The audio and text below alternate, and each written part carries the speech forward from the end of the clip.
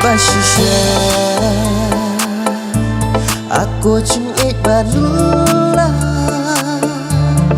bat pi ngahu baro shi juno jengit bashisha aku cungit banula bat pi ngahu baro shi juno shi chor bat pi na kwa bandon rengka bat pi bai yang atu ai kala bat pi ngahu baro shi jung i bat pi ngahu baro shi jung i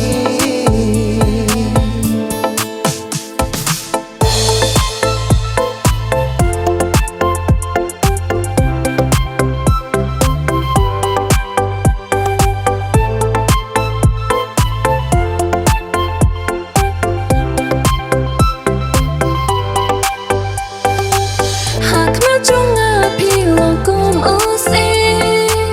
ya pi ba inga nom artatin jung e banang la hanga pi pla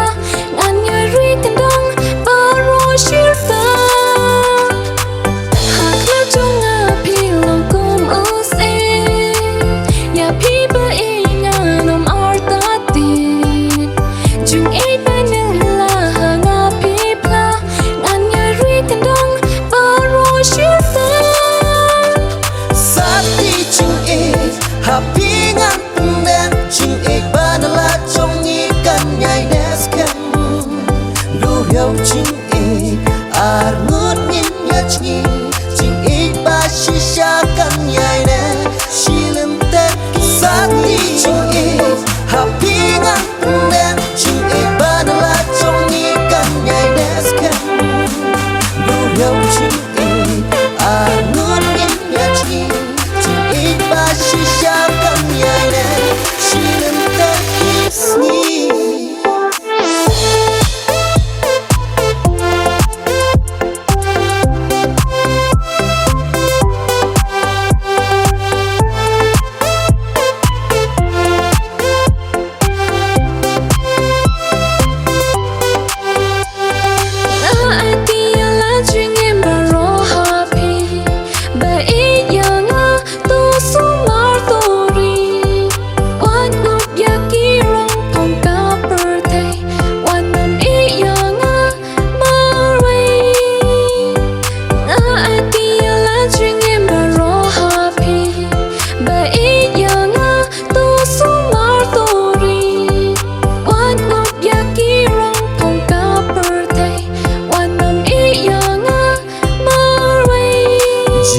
bashisha aku cungit banula